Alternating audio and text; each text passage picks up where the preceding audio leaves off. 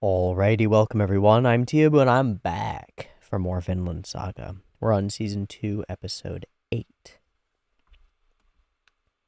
And we just found out that Iron Fist Ketil's fist is, not made of iron.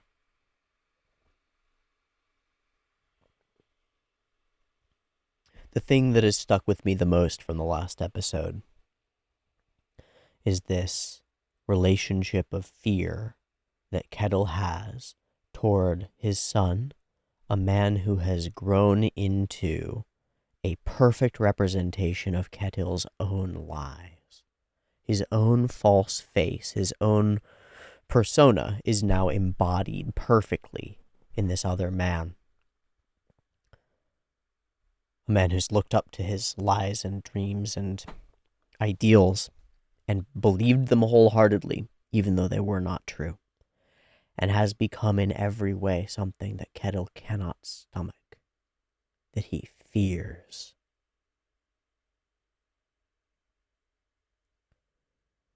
We spent a lot of time thinking about and investigating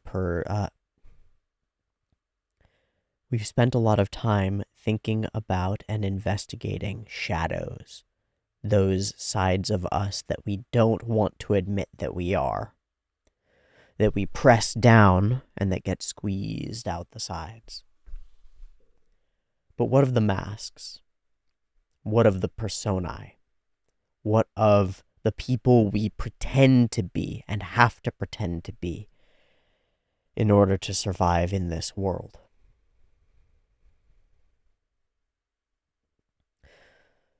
Realizing this recolors a lot of the people that we've met, real warriors and soldiers who started out as potentially actors, playing a part out of fear that they will be judged for not playing their part well enough. A self-reinforcing social construct of violence, of manhood, of meaning and belief in particular things that everybody goes along with because in some sense they have no choice but to flow with the river that is made of people like them.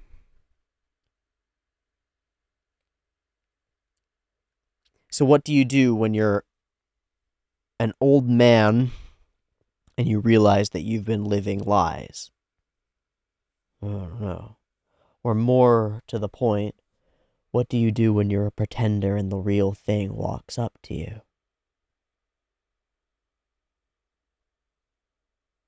Fear is a good response, and it's the one that Ketil shows.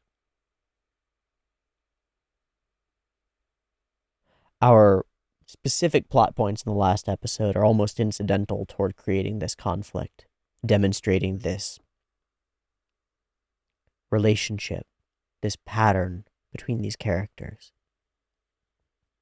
Some food thieves. Fine. It demonstrates the situation. It demonstrates Ketil's actually soft hand, his gentle touch.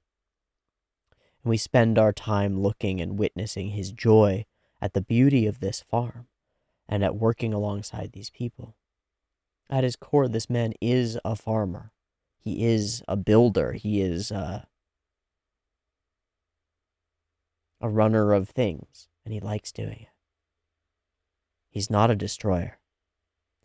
But he's only able, at least in his own mind, and potentially truly, he's only able to build the things he does because of the mask. Because of the respect that it affords him. Because his peace is backed up by violence. It's why he has the mercenaries there. They serve as the iron around his fist. Even if it's just for show, it's enough of a show. But when push comes to shove and he's forced to wield real power to destroy and to cause harm, he does not fit very easily into the role that he set himself into. What lessons can we take from Ketil and his despair here? How do you prevent your own children from growing into the people you pretended to be, but hate. Well, perhaps the fault was at the outset. Perhaps the lie, the necessary lie, as Ketil would say, is the issue. But perhaps it really was necessary. This is a world where we don't know what winning looks like, right? Ketil's got a piece of it, but we see that underneath there's something else going on. His freedom is backed by lies, and so he's not really free. The only person he feels safe with is a slave. His slave.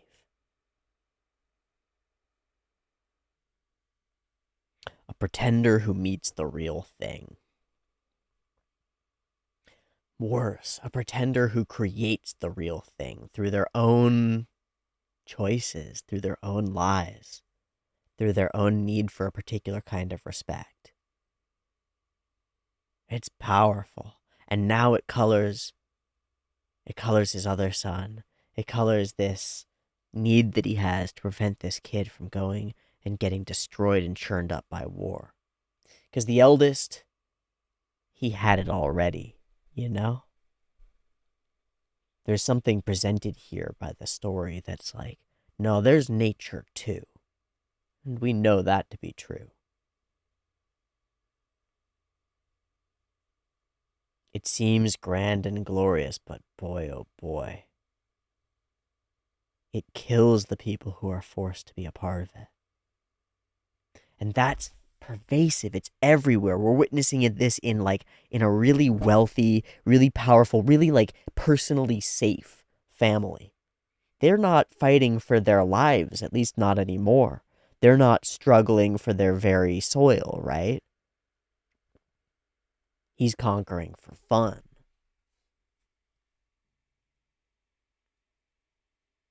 So this pattern, these family dynamics, they're our example for the kinds of things that are everywhere. Doesn't that just make sense? A world torn by war has soldiers everywhere, former soldiers everywhere. I'm curious about his father. The man with the real sword. I'm curious about how this will play out. And I'm deeply curious about the title of the next episode. Because I can think of 3 characters to whom it applies really effectively. The next episode, episode 8, is titled An Empty Man. Coming off of the end of the last episode, that could apply perfectly to Ketil. At least from his own perspective. It could apply perfectly to Thorgil. His son's name is Thorgil, right? I have to double check. Thorgil. Not Thorkel. An empty man. Or perhaps most likely, it could apply to Thorfinn. Empty except for his nightmares and his work. Empty except for the screams and the pain and the fire and the death and the blood. Yeah, it's probably about him. It's been a bit, and I've had these thoughts chugging around in here, and it's good to get them out. There's a lesson in Ketil, and I'm not exactly sure what it is, but I've pointed at it a little bit. This pretending comes back. This lying about how you are inside comes back at you. That's what our narrator, our storyteller is telling us. You'll witness your own fears come to bear. Your own lies will come back to you. Lies and nightmares.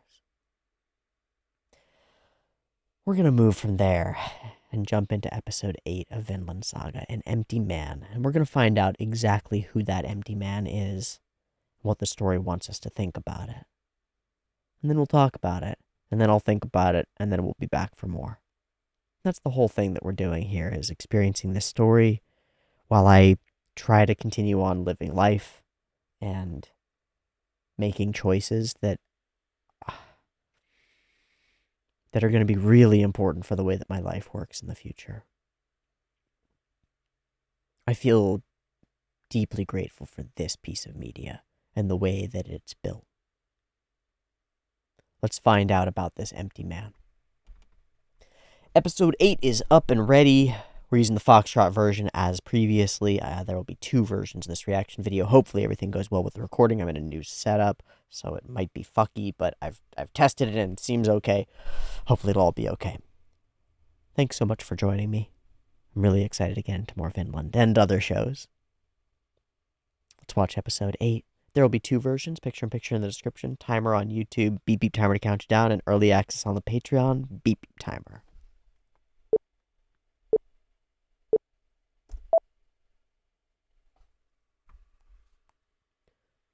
Are those the children?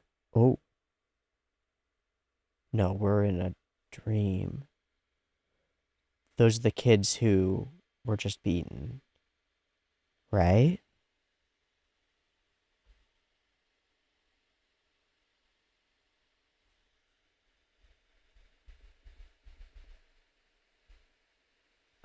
Oh.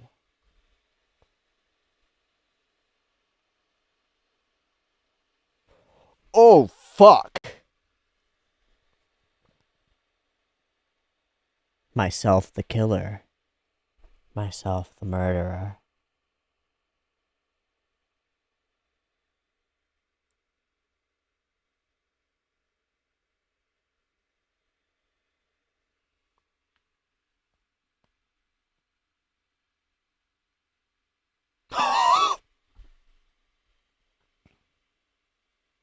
Holy ducks.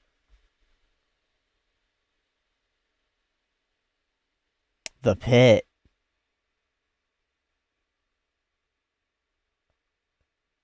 Yeah, this dream keeps going. Struggle. The sound design has been so good for this episode. Death awaits.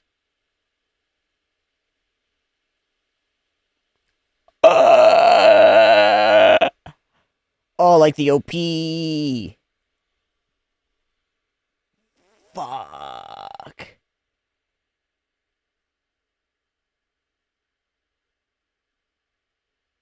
This is such a good use of CG. This is such a good use of CG. I'm really pleased with that whole sequence. I'm so pleased with that whole sequence. That was so fucking cool, guys.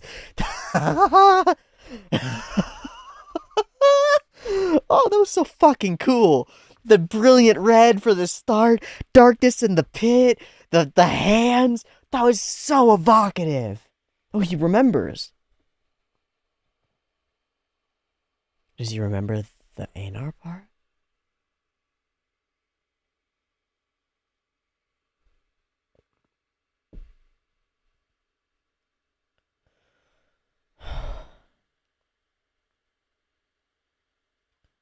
No, it's the name of a corpse. That's a little dangerous, though. Thank you, based Makoto Yukimura.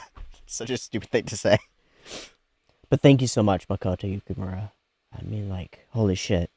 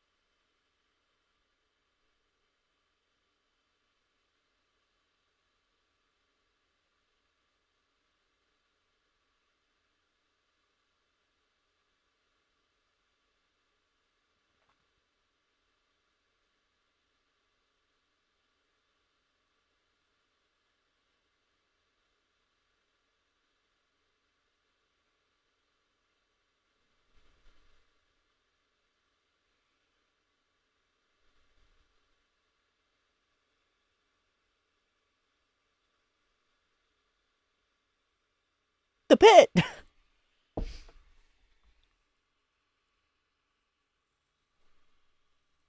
Repression usually is what psychologists usually say. Cannabis will do it too.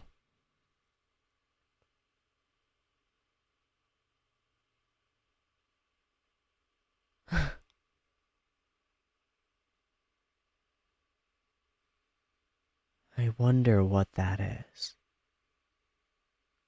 I wonder which part of it. Yeah. Whether it's the horror or something before the horror or something else, or like tenderness. I don't know.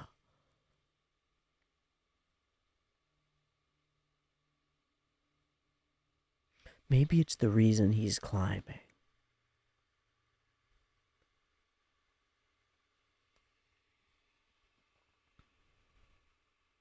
Let's go, horsey boy.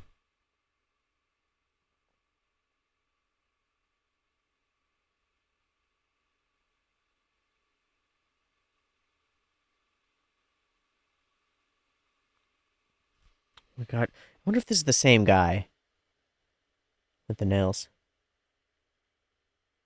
Yeah, he knows what he's fucking doing.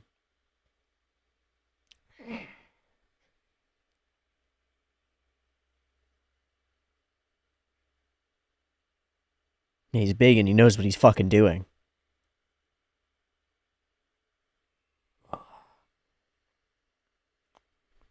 They're making money for the master, dude.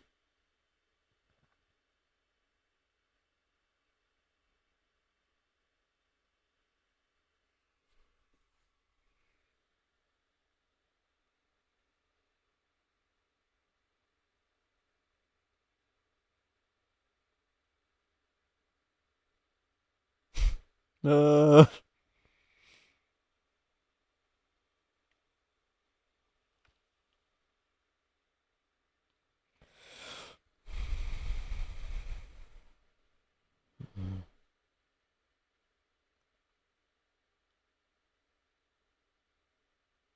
This is true.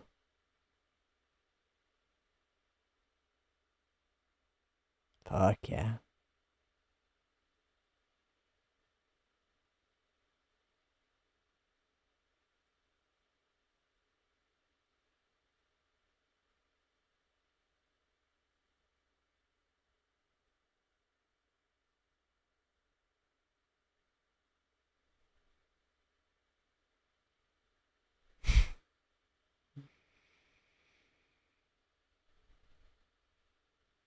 It was your whole drive for so long.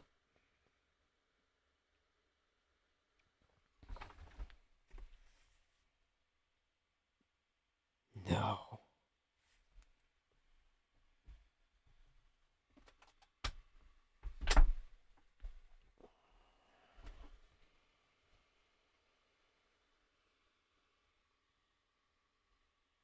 Yeah, and he got his own vengeance.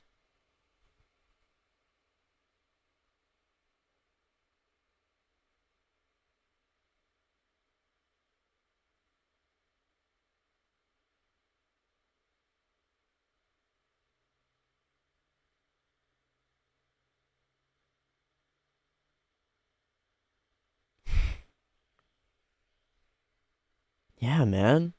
Your whole story arc goes unfulfilled. Right? Like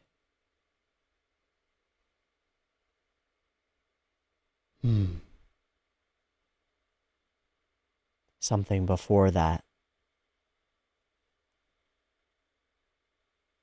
He said Ashalad and he said father.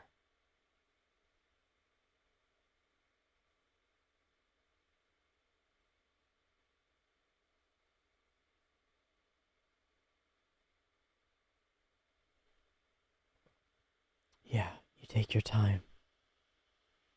You live day by day.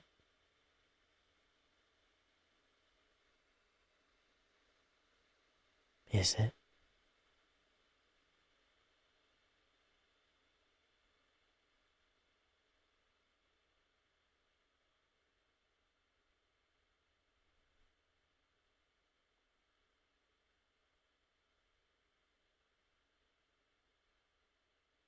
Father.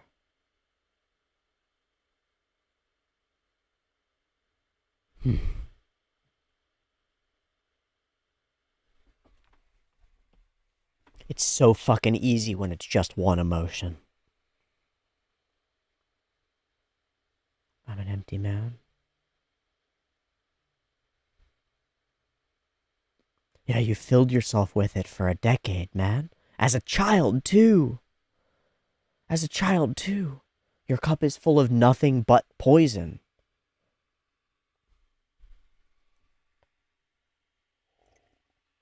You're learning right now.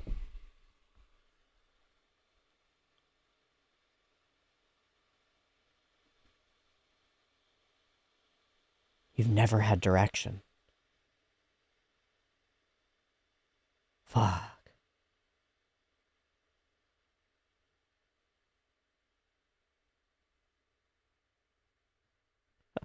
I want to pause. I want to pause and stop and just be like, he answers it. Our author gives us the answer right there. You fucker. I'm not even talking to the character here. You fucker. I hate this shit. That's my dad. Stop it. Stop it.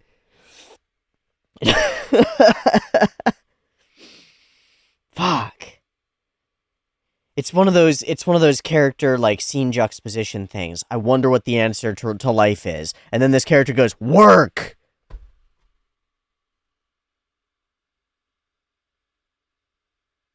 For what? Figure it out. You did it wrong. Oh shit, what?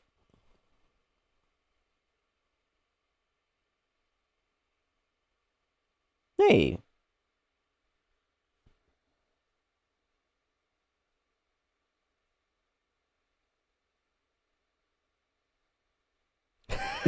I I love him so much.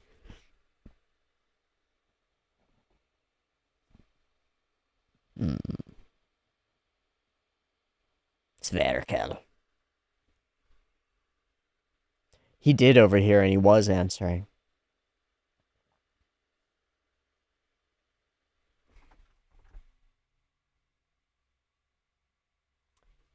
It sure as fuck is, and I was gonna get to that. It's the thing that so many are seeking, self included.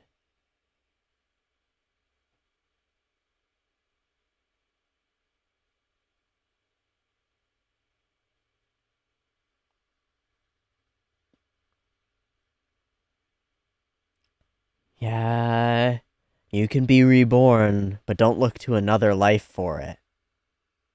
Don't look to an isekai. Don't get truck-cooned. You truck-coon yourself.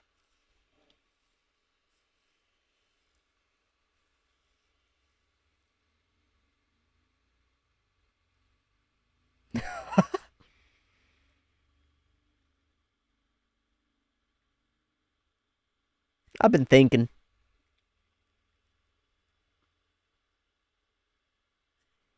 That's all I've got.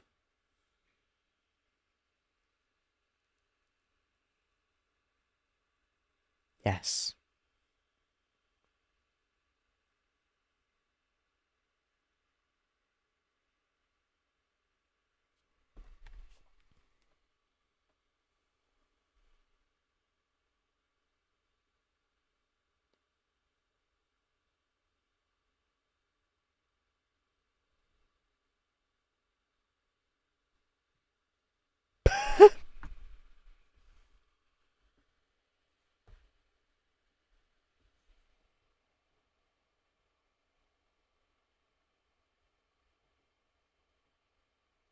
The change happens.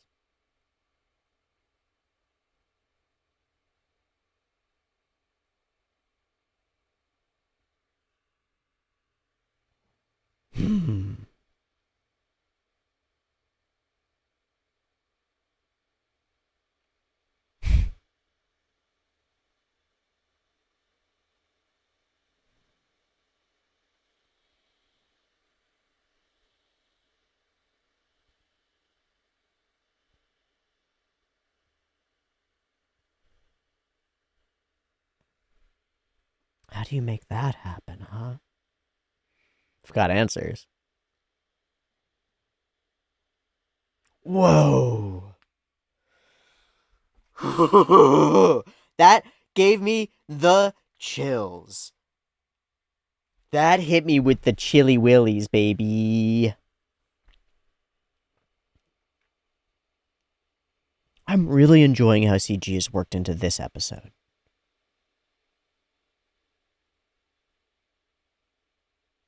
Oh, fuck. If they fucked with their farm?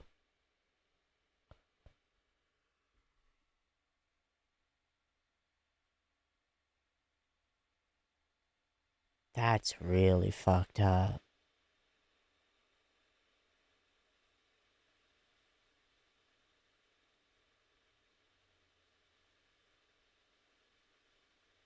True loss. Again. Again!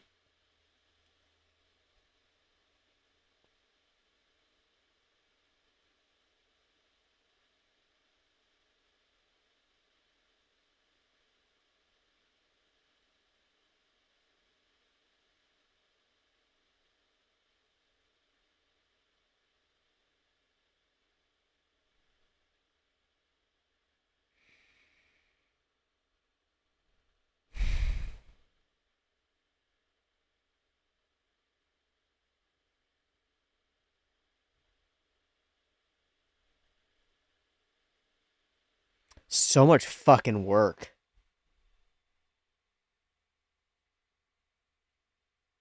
Kill a man. You better hold up, Einar.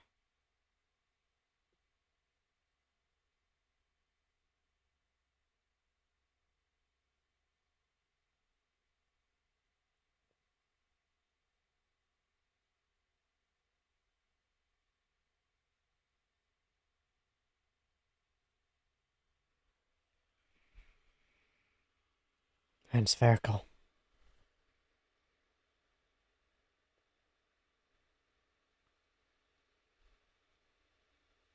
This is murder.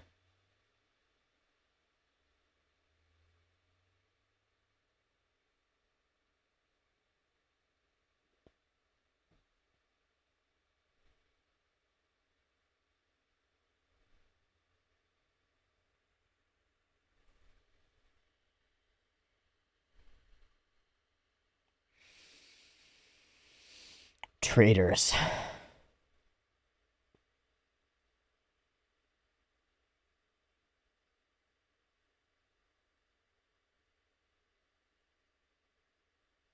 But he's empty.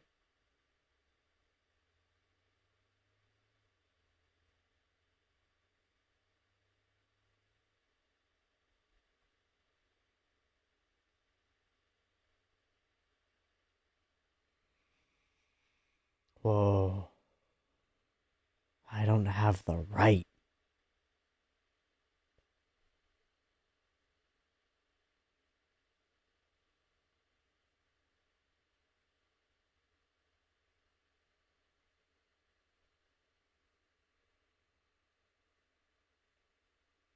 That'll break him.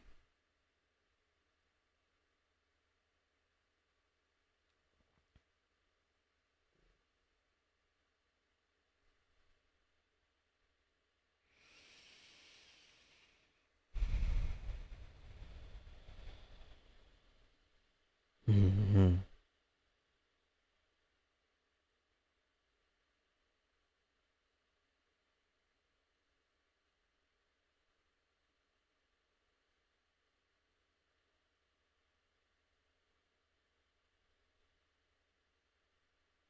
And they're not that smart.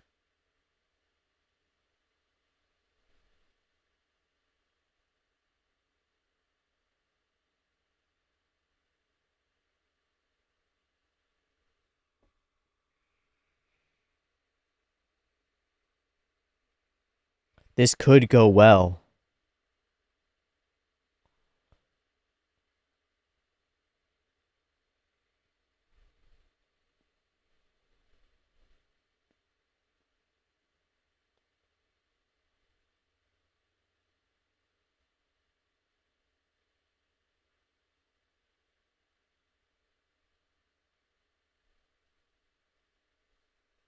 Do not lose heart.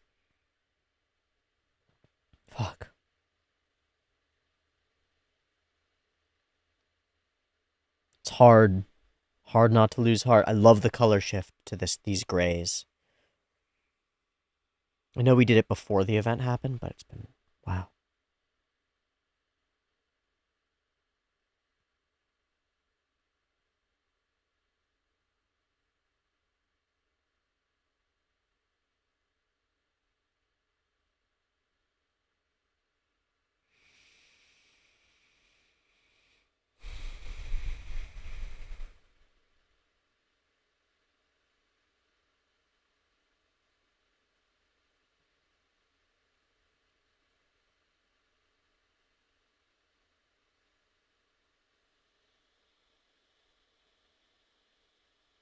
It's not a life.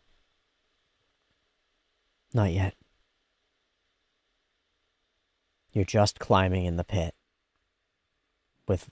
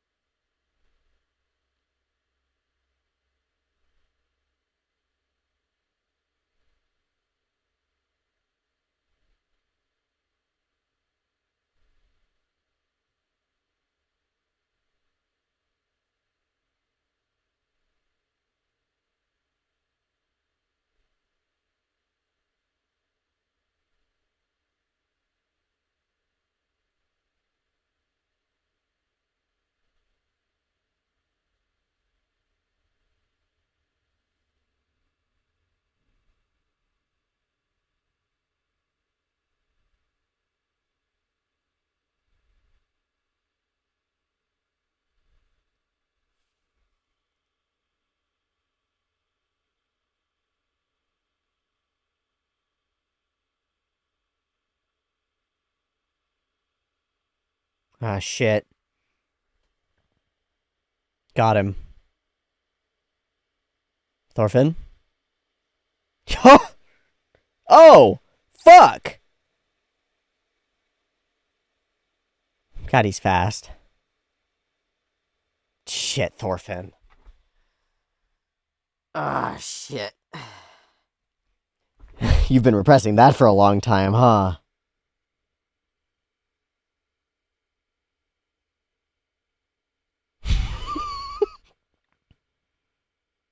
Good.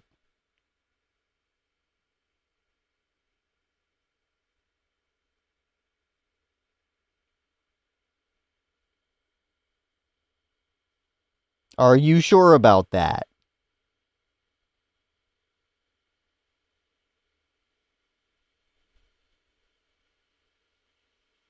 Fuck.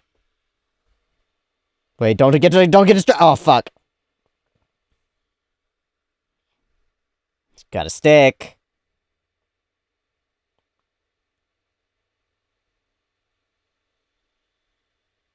Yeah, he was trying to take it on for himself. Oh.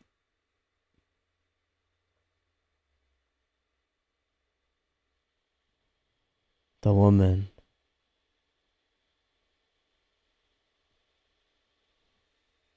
He's gotten bonked in the head. He got bonked in the head.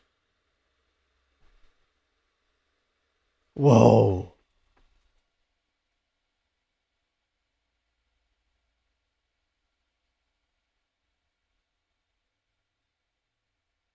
Whoa, down the pit. Holy fuck. We're tying it back together.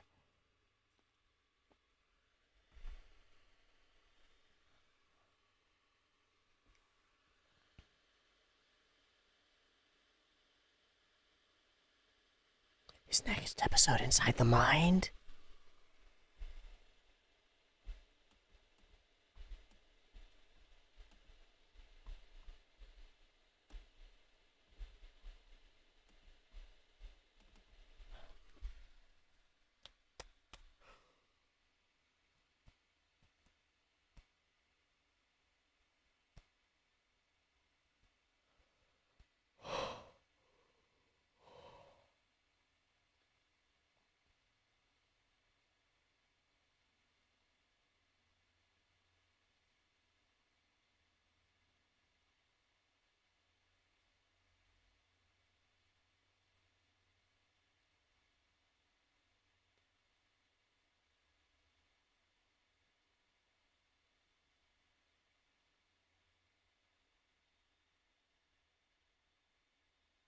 Now the pit imagery.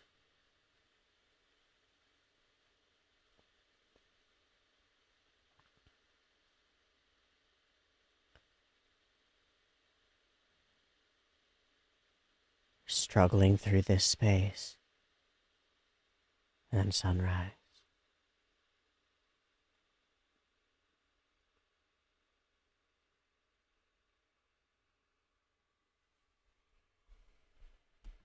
I want it.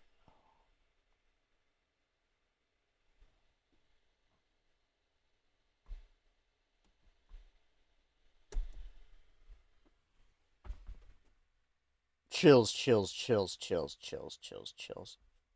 Well, we're going to come back to that and give it all the time that it needs, because that's going to be a hell of an episode. But this was a hell of an episode as well. So while I'm deeply, pumped and excited for that, I want to step back and think about this. And examine this. Can people change? Of course they can. Of course they can. But how do you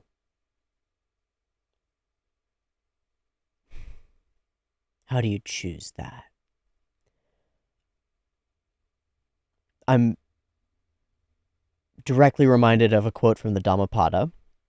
As an irrigator guides water to the fields, as an archer aims an arrow, as a carpenter carves wood, the wise shape their lives. And I'm reminded of, I've brought it up before, but Guts and the blacksmith. And I'm reminded of blacksmithing. So much of Thorfinn is wrapped up in metal and knives, and you have to reforge yourself. And that requires heating yourself up to the point of losing consistency, right? That's what happens when you heat metal up to that point. It loses its stability so that you can change it. And then with care and a lot of effort and pain and heat and soot and beat by beat, you reforge. This looks like reforging. You know, you reforge a blade in a furnace, but you reforge yourself in a space like this. You reforge yourself in that emptiness. An empty man. I'm empty stands out so much for me. And it's placed here by an author who has this context. Let's remember that. Is writing within a Christian and pre-Christian frame here, but we're talking about Lent, so we're in a semi-Christian frame.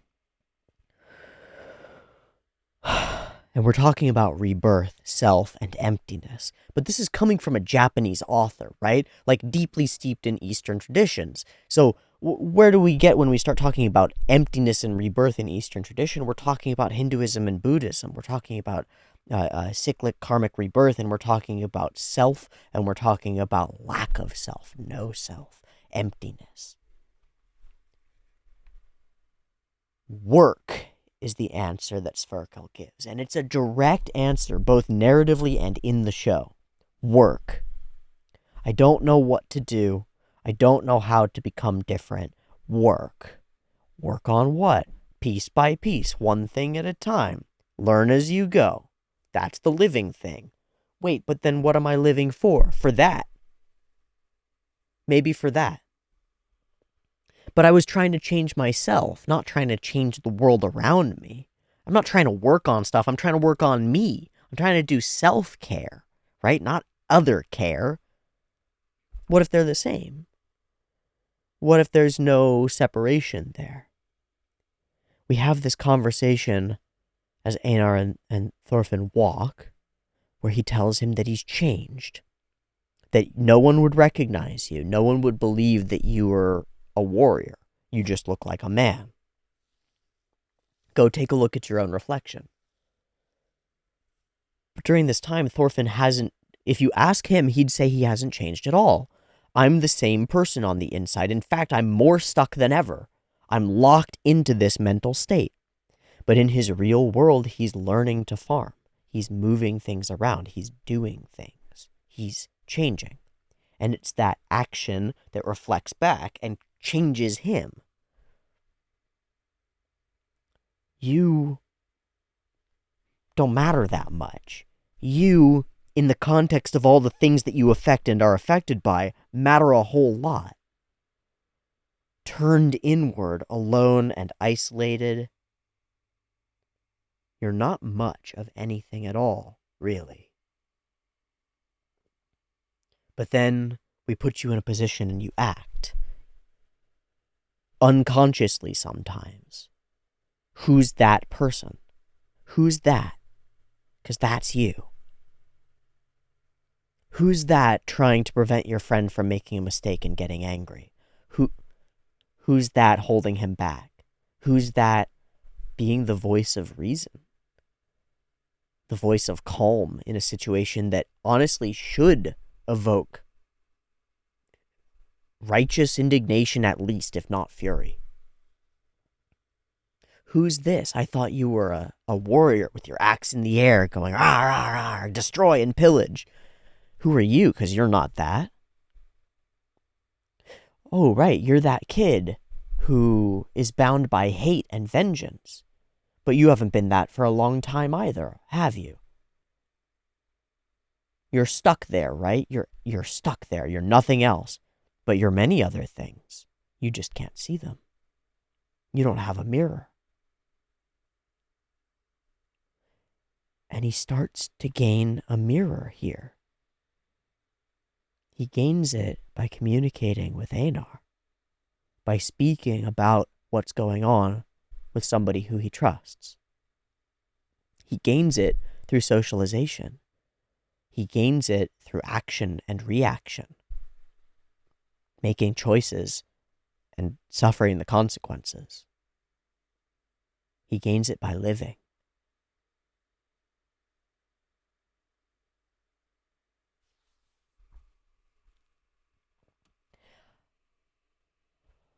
Our opening moments are some of the most visually striking elements of the show so far, full stop. I think this minute whatever that we get here is spectacular. The deep red background.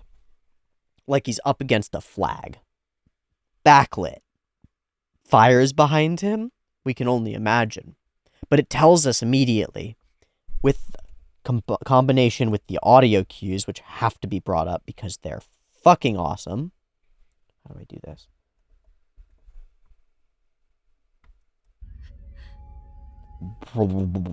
It's this like bubbly, you know, like when you take a big sheet of plastic and you go, it's like that. Everything is like, I'm inside a seashell. I'm in space. I'm in void.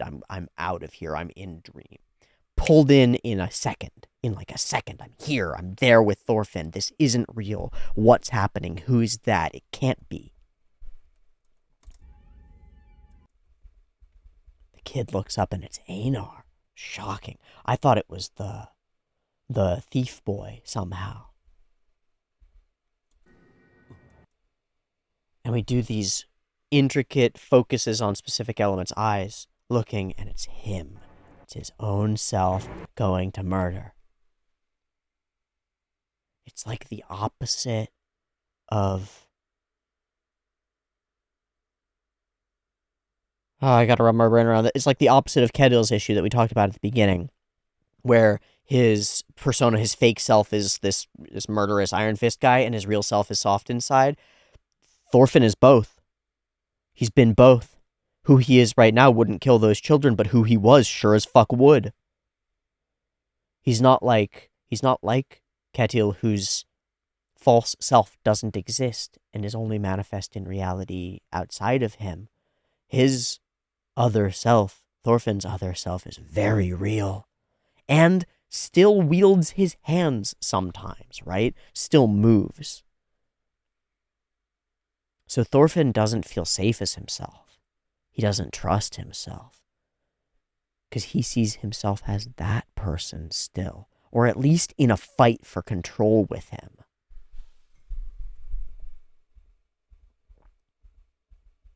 No, no, no.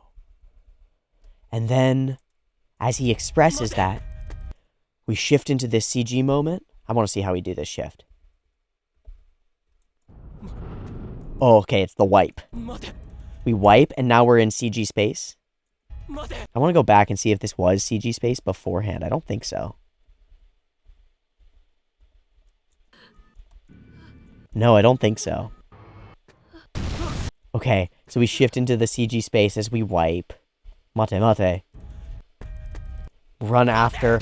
Woof. Oh.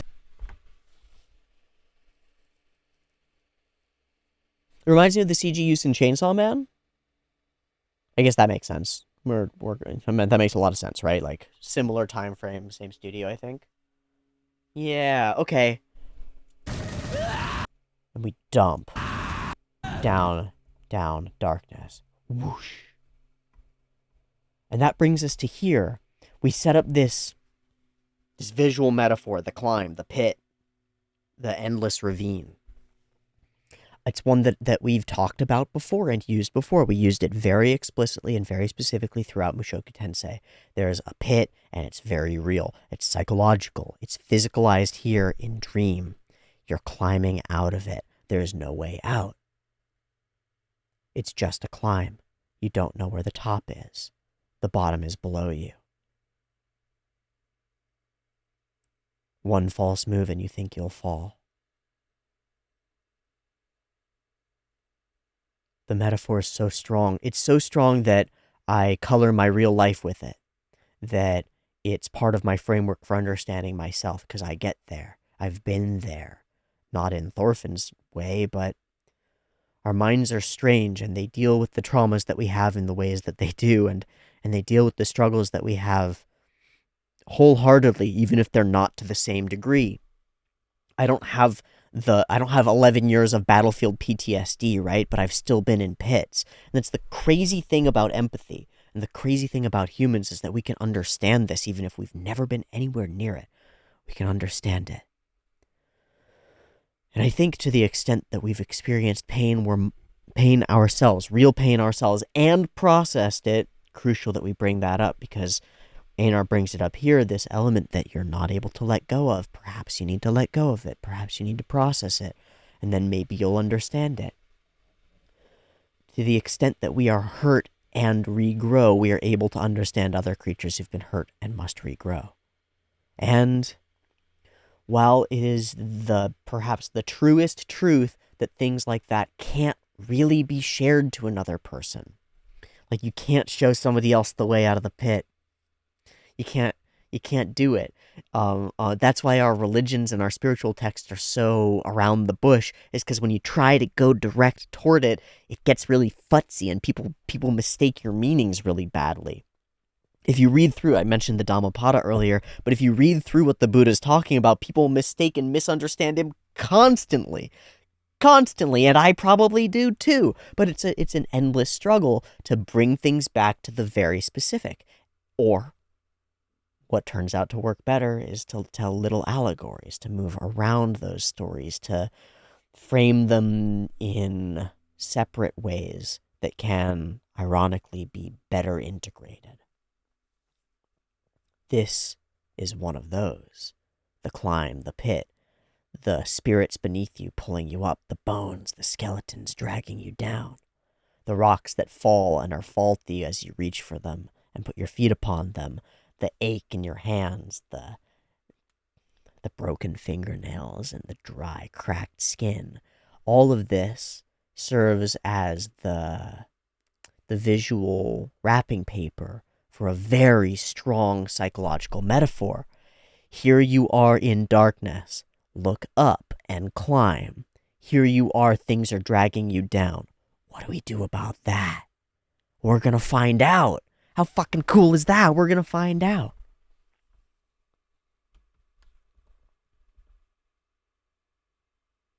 And maybe the story, the scenes that we see, our experience of living alongside and empathizing with and feeling with Thorfinn will allow those of us who have our own unprocessed traumas that drag us down into our own pits to figure out a way, right? Maybe, just maybe, a show put to screen can do that. Father and Ashalad. So now some of the imagery in here feels a little bit more connected, eh? This river pulling you down is now the pit pulling you down as well, and these two sets of images cross over each other. Why do I forget nearly everything about my dreams? I've read about this a number of times, because I've spent good periods of my life not remembering my dreams. One of the reasons is cannabis. Cannabis prevents dreaming in a lot of people, or it prevents remembering your dreams. Avoiding using cannabis during, before bed was very impactful for me to be able to rest more. And I find that if I stop using it completely for a while, my dreams come back. It's very useful. Very good to know. This is not universal, though. Seraph have extremely vivid dreams when there's cannabis in their system, so I don't know.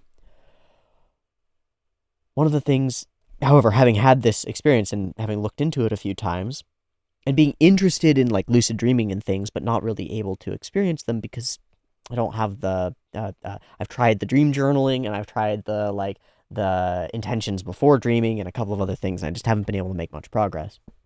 But I've done some research on the dreaming, and why might you forget dreams, especially terrifying ones? Your brain wants to protect you, right? Your subconscious doesn't want to emerge. It wants to stay subconscious where it is, right? And influence your decisions and your behaviors from back there. It wants to exist as that dark, void animal space that your actions come from, that your ideas come from.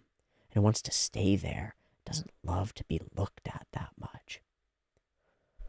But it'll also protect you. If you're trying to hold something back, if you're associating the way you really feel, the way you really think with being wrong, then your brain can say, okay, then you don't feel that way. You can't. This happens in people with CPTSD and with toxic shame around emotions. Get a name right. Oh, it's Bradshaw. John Bradshaw, in Healing the Shame That Binds You and a couple of other texts, talks about toxic shame's ability to lock down sets of emotions and prevent you from experiencing them entirely. So the easy example would be anger. Anger is bad. It's a bad emotion, and you're not allowed to have it. You might have internalized that when you're really, really young, right? Maybe you have angry parents, and so you go I refuse to ever be angry. I'm never going to be like that. Fuck that. Or you get told a bunch of times when you do get upset that that's bad, and it hurts mommy's feelings when you feel that way, and it makes you a bad kid. Okay, you internalize this really effectively because you're a child, and now anger is a bad thing that you do not identify with the feeling of anger. In fact, you are a calm, quiet, peaceful, loving person who could never hurt a fly and is the antithesis of angry, except in your shadow where you're definitely really fucking angry and can't let that out anywhere, right? That'll seep out into other parts of your life, and you'll end up on the fucking PTA board fucking with teachers or in the homeowners association of your little neighborhood, being a complete Karen because you're enraged and you can't. But you're not enraged. You're a nice, kind, God-fearing, good, loving mother, father, child, whatever, right? Okay, so this anger thing is not you. It can't be. So where does it go? It doesn't go anywhere. It can't get out, but it doesn't mean you stop actually feeling it. Somebody destroys your wheat field. Where does that emotion go? Well, it can't be angry, this big emotion that I'm feeling. It can't be that, so it must not exist. So then you have a dream about it, and the dream disappears. Hell, you dream about it every night for the rest of your whole fucking life, and then the dream disappears, because your mind is processing it. And you get in the shower, and you're like, got those motherfuckers stealing my fucking wheat fields, right? Because you're still angry about it, but then you get out of the shower and you're like, I'm such a calm, lovely person, right? And you find yourself doing dishes, and you're just scrubbing at something, and you're fucking pissed, and you're pissed at the fucking dish, and you're crying almost because you're so angry at this dish, but you're not angry. It's repressed, truly repressed, to the point where you might not even believe that you could feel it. So what's Thorfinn repressing? What's back behind all the layers of layers of layers of layers?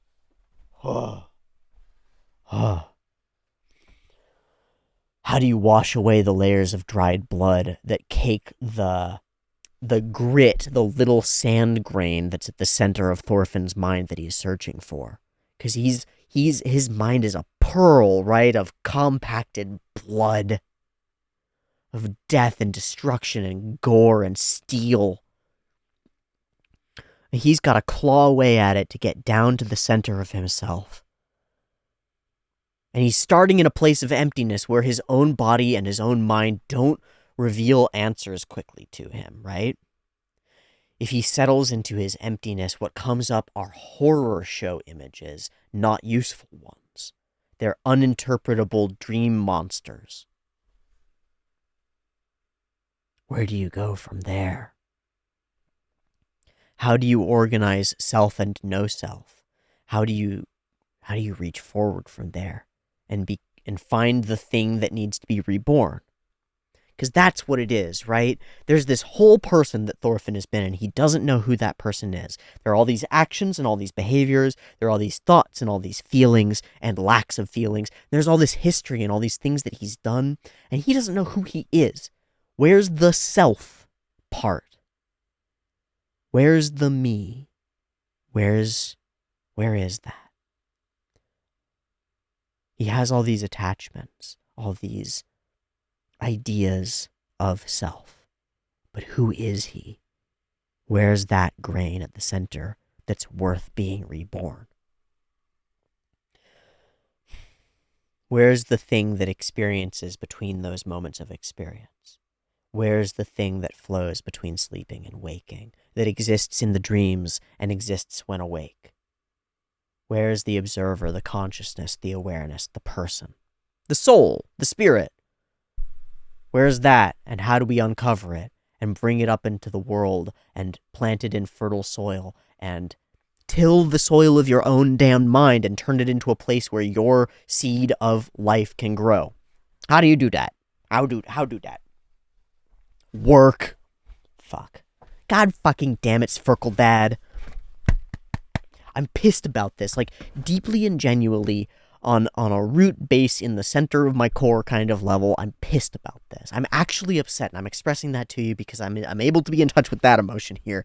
I'm upset that this is the answer. It frustrates me to no end because it was my father's answer throughout my childhood. And no matter, like, I knew it was true too, and I understood it, but I wasn't going to understand it or learn it. All of the painful and struggling effort of my childhood, where my father tried to get me to work because the work was the lesson, essentially puts me in the position of, shit, what's the kid's name? The kid. Olmar. Puts me in the position of Olmar, like, kid, this is the meaning of life, fucking plow the field. And I'm like, I want to play video games. That's also the meaning of life, dude. Please let me watch anime. That's where the meaning of life is. It's in this. And then I find that, like, yeah, actually, maybe it is, but only if you apply some work to it. Fuck.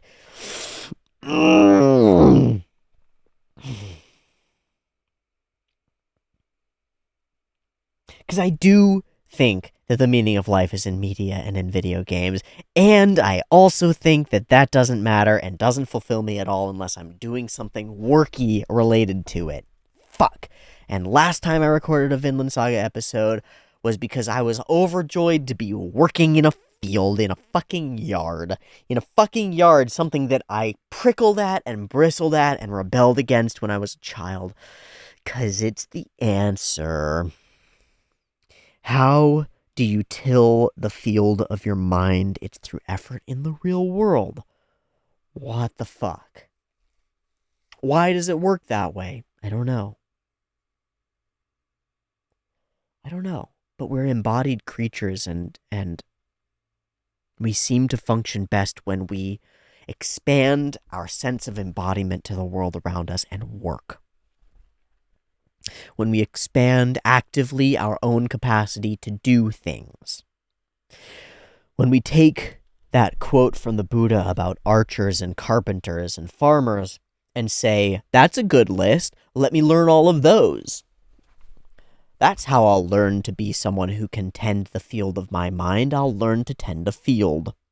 That's how I can be someone who learns to aim my life. I'll learn to aim a bow.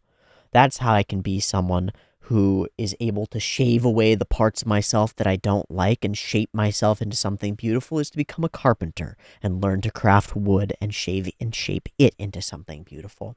That's how I'm going to learn to forge myself into a hardened tool that I know the purpose of, and and is sharpened to a point. Is I'm going to learn to craft steel or metal or blades, right? Like, how do I grow me? It's by growing me. Piece by piece, I'm so empty. What a joy. What an opportunity. A pit? A void? A hole within you? What a great space to set up.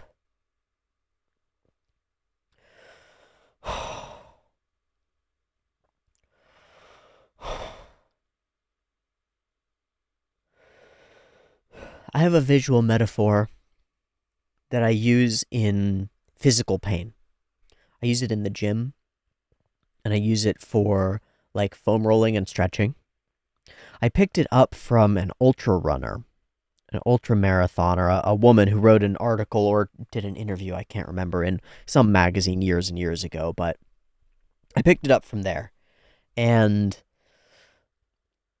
the idea is that you're in pain, so you create a space for yourself. And it's a cave, it's a dark space. And it's whatever you imagine it to be, but it's empty and it's a cave and it's confined and it's tight. It's deep underground somewhere and it's dark. It's a dark cave. You really try to imagine it. Is there water dripping? Are the walls cold or warm? Hard stone or rough, more loose dirt? You really imagine this space in this cave, and then you put yourself in pain, right? You start foam rolling or stretching. And as you're in that pain, you imagine that you're clawing at the walls of the cave, that you're digging it piece by piece, painfully, just a little bit bigger, just a little bit more spacious, because you're locked in there and you're tight. You're growing your pain cave out a little bit. You do that for the period of your workout or whatever it is.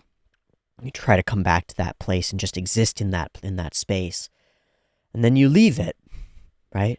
You know that you can come back to it, and you do. And you come back to a cave that's a little bit bigger because you've built it a little bit bigger.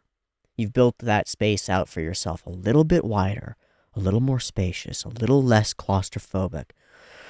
There's a little more space to breathe here, and you're ready to work again because you know that last time was rewarding and it made your pain cave bigger, and you're a little more capable of existing here. And it feels a little familiar here, so you enter the pain cave and you put yourself in pain. You claw at the walls again. And your fingernails are a little tougher because, you've done this before and you've got calluses to prove it.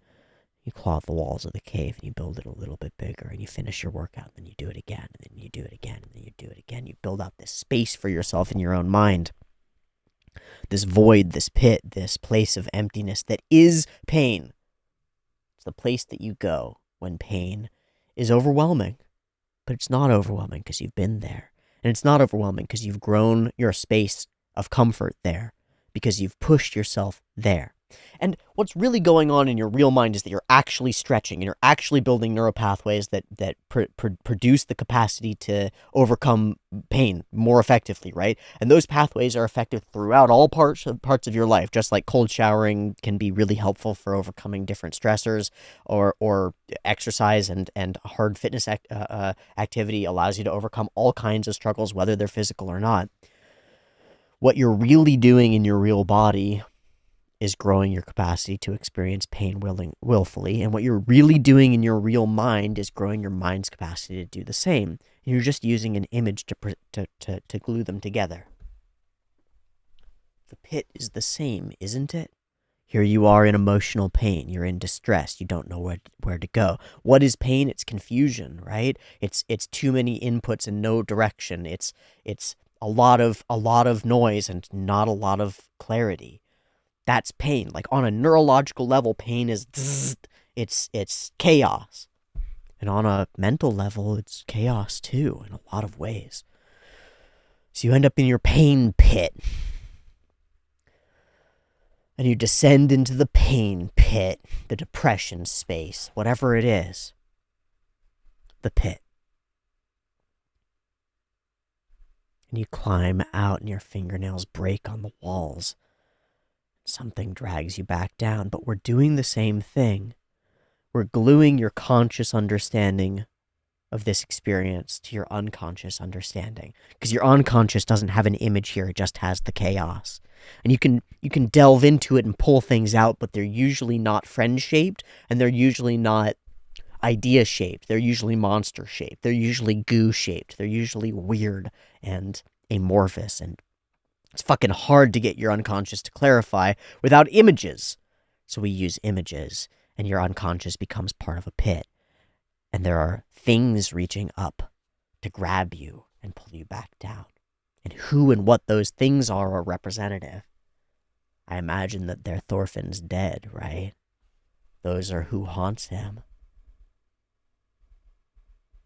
Anyway, I've gotten sidetracked because I wanted to talk really hard about this moment of why are my dreams not apparent to me? Why aren't they clear? Why can't I just ask my mind and have it respond effectively? Because that's something that you can do. Or maybe can strive toward. It's something that I've experienced and have been able to do, and I've laughed about and had on camera before, I think. But I've gone and asked myself things. It's useful to be in a camera or in a mirror to do this, to really examine yourself. And to ask yourself things. I ask my shadow. I call him Shadow. Shadow, what do you actually want to do with your life? Shadow, how do you actually feel? But if you're loaded down with layers and layers of repression and trauma and blood and gore and death, probably you can't ask your shadow like that, right? Because what you pull out of the unconscious isn't going to communicate effectively. You're like trying to communicate with Cthulhu, and Cthulhu goes, and you go, I don't know. Shit, I feel bad, I guess. Right? You're doing Ouija board shit to figure out your own fucking feelings. You're consulting the stars to understand your own mind. And there's value to that. There's value to those externalizations. It's kind of what I do with media, is to like look at it and let it reflect on me and understand. And that's kind of what we do with astrology and star maps and tarot and fortune telling as well, is we use the human mind's capacity for delving into the unconscious when it's properly filtered, and use that to bring images up to the surface. And that's why those things can be so genuinely valuable. Genuinely and deeply, like, incredibly valuable to people, and why people can put so much stock into them is because they're the means by which they uncover themselves and comprehend reality. But if it's all blocked off to you as it is to Thorfinn, how do you get it unblocked? You might have to delve in without any kind of support, without a rope to cling to, without a way back out. You might not have the images, and so they might appear to you without your control. Our dreams are scary spaces. You find that out really fast if you use psychedelics for any period of time or any intensity. Like, our conscious and unconscious minds are crazy, crazy places that can do really incredible things. And you have to be careful, because they'll whoosh, pull you away like a river. Thorfinn's about to get pulled away. He got clonked in the back of the head, and he's going to be somewhere else. reflections.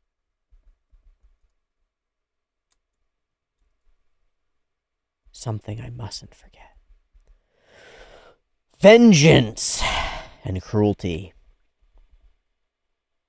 Against the order of things. There's a layer of bullying and going along with here that's really interesting. Of fulfilling class dynamics that's really interesting. And we've talked about this before with the farmhands looking down on the only people they have to look down on.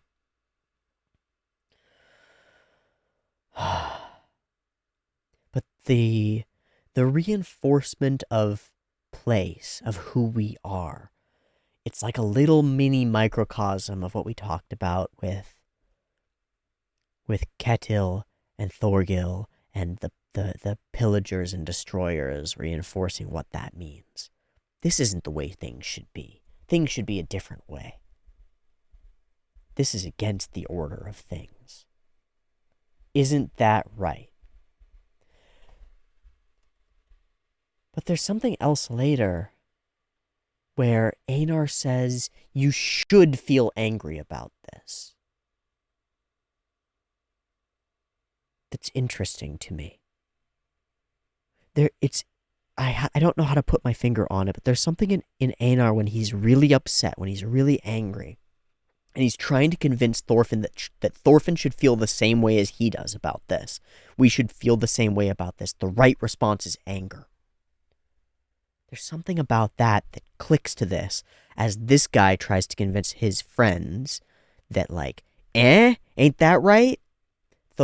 Einar kind of does the same thing. Einar needs... There's a need... There's a need to have other people reflect back to you your beliefs. Humans have this. I think it's universal. It's something that maybe we should examine and be more, like, cognizant of. You'll see it, now that I've pointed it out, if you're not already conscious of it, you are now and you will be. People need other people to confirm for them that their beliefs aren't crazy. I believe this. Don't you believe that too? Doesn't everybody? You see it on online spaces all the time. I need everybody to be on the same page as me, for me to feel comfortable with my own thoughts, my own beliefs. If there's disagreement, I'm uncomfortable. It's really interesting, and it's, I think, one of the easiest to point at signs of potential immaturity, including in self. The need to have others see things the same way that you do. It's potent, and it's a potent piece of the glue that glues together these dynamics. Okay. Bam, glam, and he begins to talk. Okay. How do you work through it? Work. How else? Talk. Talking's good. Communicating about it. Comprehending it, sharing it, having it reflected back to you by somebody else. Communicating those feelings and having somebody else tell you what they think you're saying. Like, even without bringing their own opinions into it, just hearing back what you're saying is like a huge part of what most talk therapy has to bring for you. The ability to talk through your feelings and have somebody else listen to them is huge. So he tells him who Askeladd was, and in doing so, who he is. And there are some pieces of his choices of words that are really fascinating. He was a Danish warmonger, and he says a strong and cruel man. Suyokute zankoku. Like, there's real respect there, too. I hated him so much. And he showed up, I don't know, but he said his name, right? I followed him. For vengeance. I fought for 11 years. And we begin here to focus. We do a couple of moments of really high clarity face shots. The beard in particular stands out to me. Hands and work. So there's this visual element where we go back and forth from the physical work, hands, tying things together, cinch, saying a thing, hands, tying together, cinch, right? Like, the labor puts the emotions into place. And that's right, I think. I think that's right. Have you ever heard of EMDR? Let's bring this in here because this makes a direct link. So EMDR is eye movement desensitization and reprocessing, which is a therapeutic technique where the therapist will have somebody perform an action that produces bilateral stimulation of both sides of the body. So like tapping the something or moving your eyes back and forth, the eye movement, EM, right? And doing that while recalling traumatic memories, while communicating about those traumatic memories sometimes. There's a huge, complicated, structured therapeutic situation for EMDR that I don't understand completely, and I won't unless I go and get a fucking degree in it, or go talk to Ed or somebody, right? But the idea is you process the things and then you do a physical activity, and the rate of success in symptoms getting better for people with PTSD and other forms of trauma is huge. Is huge. Doing something physical that stimulates both sides of your body in an interesting way while processing the emotions allows you to process them much better than you would if you were just doing the emotional processing side. The work part of it, I'm calling it work because I'm of the opinion that physically moving objects around and thinking about where your hands are going and cutting things and tying things and cinching stuff down and making stuff in the real world the way it should be lets you do the same thing. So if you go back to that angry person who's mulling through their anger, they might clean when they're angry. My landlady at the place where I live does this pretty frequently. She's not conscious of it, but she does it really frequently. When she gets really upset, and I'll know this because there'll be like a heated argument, and then I'll hear the vacuum going, and she'll clean the whole house, like top to bottom. Not obsessively, not like crazily, but she'll get to it and she'll clean it. It's her processing. She's not very good at consciously engaging with her anger. But during that period where she's cleaning, she's angry. She's actually embodying it and living it out and experiencing it and like putting it into the work. It's like it goes somewhere. But think how much, and it does, and it like resolves the anger in her for that period of time, and then she's able to calm down, it seems. But how much more effective would it be if it was done consciously and with support, right? Cool shit. There's pretty strong evidence that playing OG Tetris does a significant amount of that because you're like moving your eyes across things and then you're putting blocks together. Apparently it's very effective as sort of ghetto EMDR. Who knew? Really cool to me. There's something about this scene as we play back and forth that speaks to the answer that the show is trying to give us. Here you are processing your feelings and working. That's the way. Did you get your vengeance? No.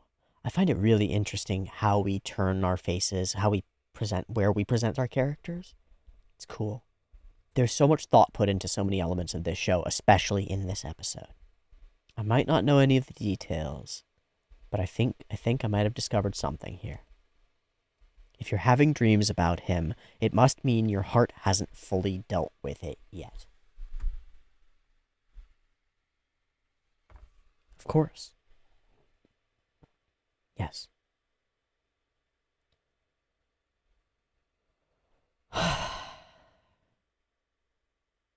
These waves in the ocean of your mind. They're like waves in a wave pool. They'll bounce to the side and back and bounce and back. And you can feel like you're calm when the wave has passed, but it's coming back. Until you process it and settle it and even it out. You can't have that calm sea. And that calm sea is what you need in order to be able to see your reflection, in order to be able to pull answers from that void, in order to not be sucked down into a roiling storm. We've had a lot of calm sea imagery, roiling storm imagery, right? That's where Einar was. We're probably going to have some Roiling Sea imagery again, given our title and where this is probably going. Fuck.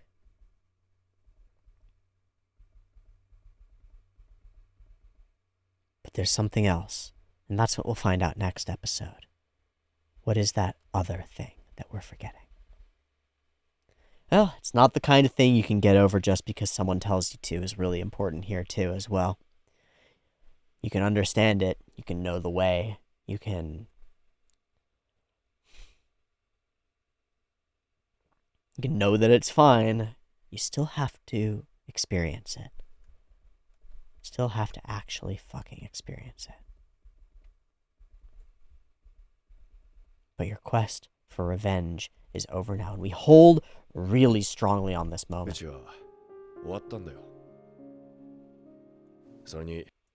And hating a dead man won't get you anywhere. And it's here where we get really crisp. We see his last moments. When Thorfinn's able to realize, or at least say, I don't hate him anymore. For a long time, his feelings about Astolat have been confused and clouded.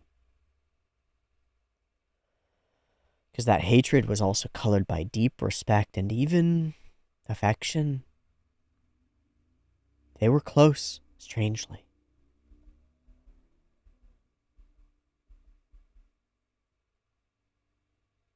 That complication makes it very hard to deal with indeed. And now that there isn't that hatred,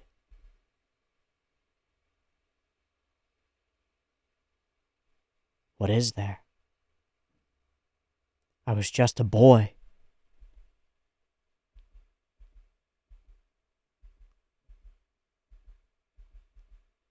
Whoosh.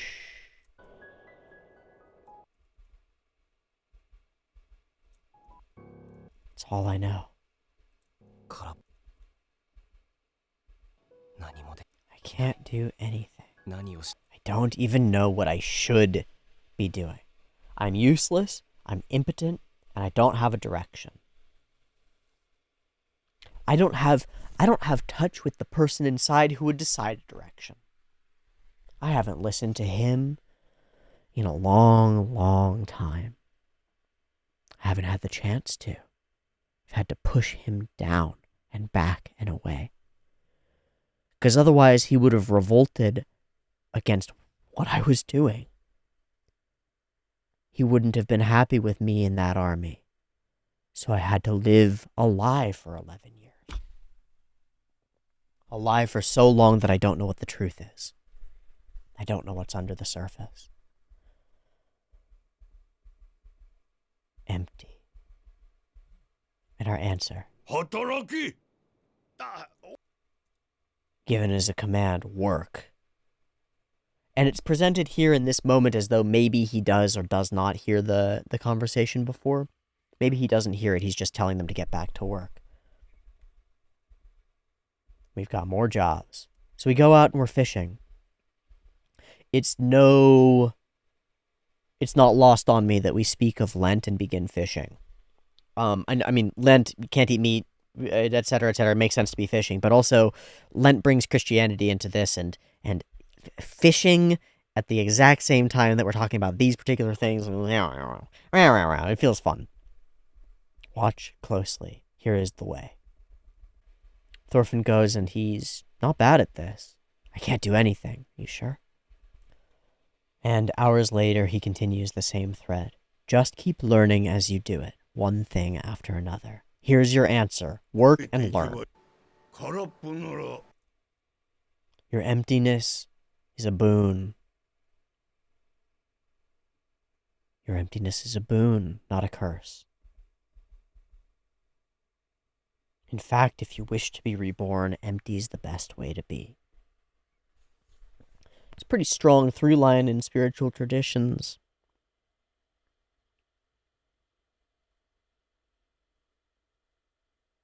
Emptiness and lack of attachment. Give up all of your possessions and follow me.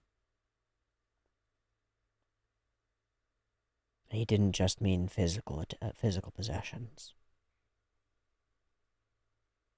If you wish to be reborn, empty's the best way to be. Then you don't have anything to carry. Then you can be filled anew.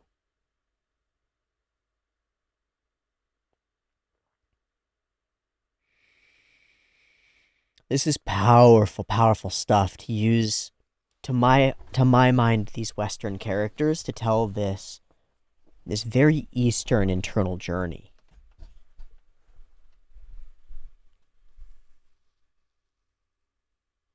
An empty self. And this idea of rebirth.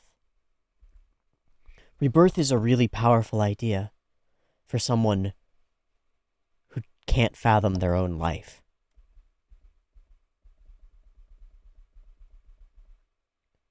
Do you think I can be reborn? Oh my God, it's almost the Buddha's noble silence. Like when, in history, when people would ask the Buddha stuff about metaphysics, like what happens after you die, he wouldn't say anything. He wouldn't answer, right? Because Siddhartha Gautama, the Buddha, was not interested in the spiritual very much. He was very much interested in life on Earth. Very pragmatic, very real, very straightforward, right? Very much interested in conscious existence here and now. Do you think I can be reborn? It's a question with two meanings, right? Are we talking about a spiritual, supernatural meaning, or are we talking right here, right now? Because if we're talking spiritual, supernatural, no answer. If we're talking right here, right now, answer. Get to work and we'll find out on the other side.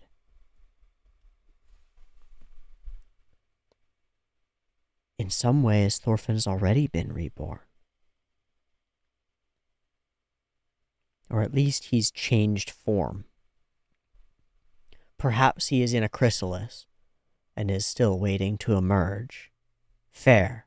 In fact, I think a very good characterization. After all, caterpillars melt themselves down and rebuild themselves into something new before they emerge from their chrysalis.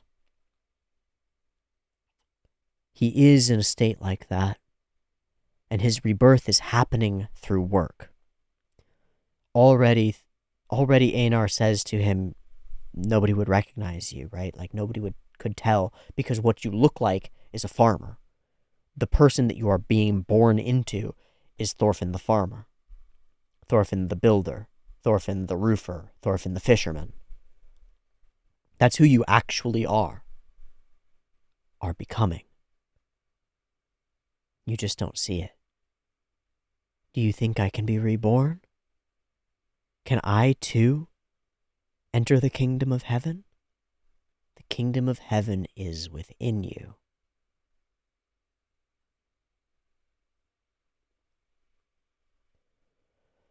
Do I have to die to be reborn? Yes, but we may not mean the same thing when we say death.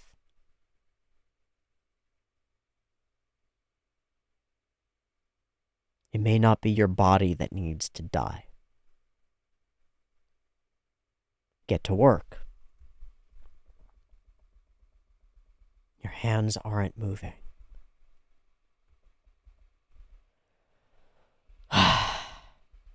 What does it take for someone to change? He tries to express it to him.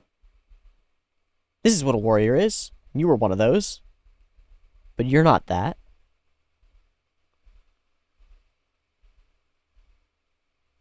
You're this mousy, kind of smallish, blonde man with a little goatee. You're not that person. I think you're already in the process of changing for the better. We look, and he's there, and then he's gone.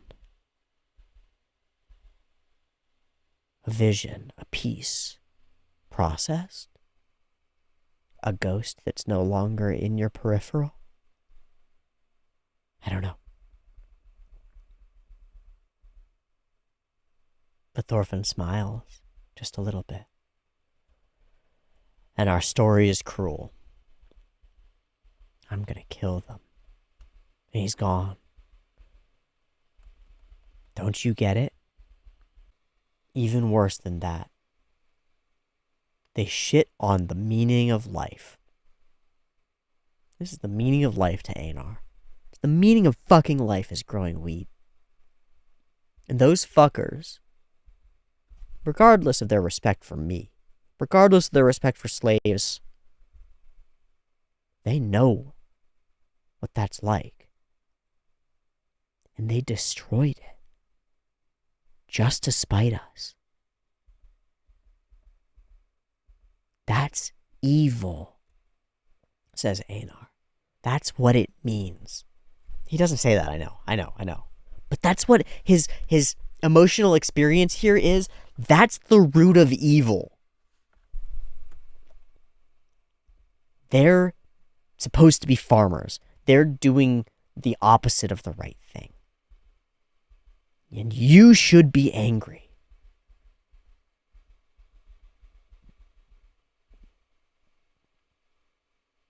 Thorfinn doesn't feel like he has the right to be angry.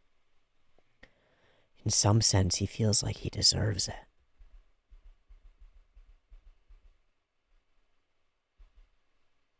A 100 times over, even.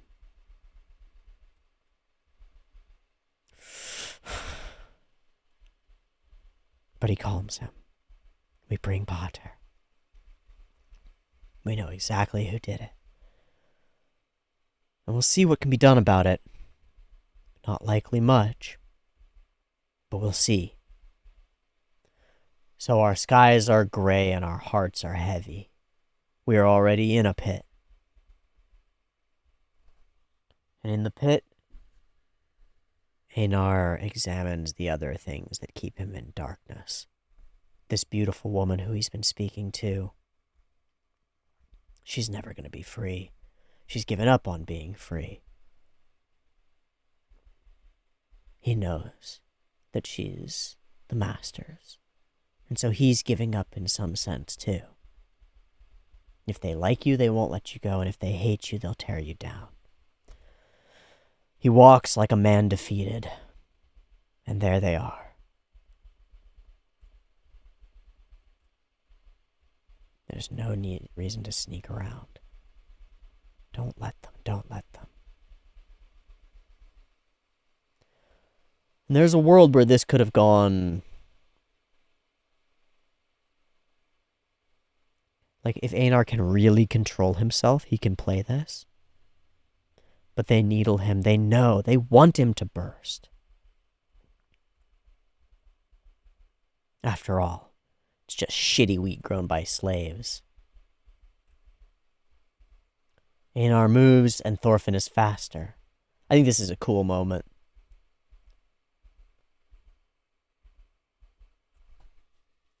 He takes the punch. And I think we can question it, right? Is this a conscious decision in order to protect Einar? I don't think so. I think this is Thorfinn's unconscious mind moving and acting, right? Like, how fucking dare you? I think it's because this guy shit on his friend. That's what I think it is.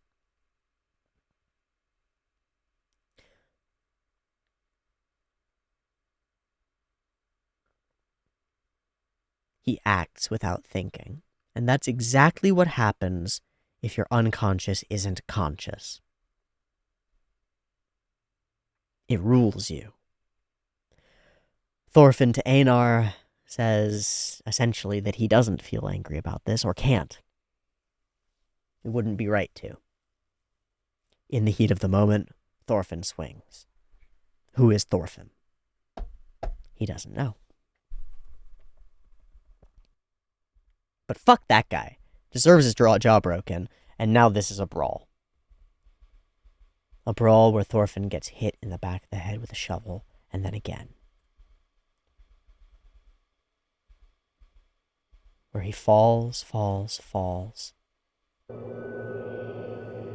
Sees his father. And drops. Away from what he needs to hear. And into the darkness.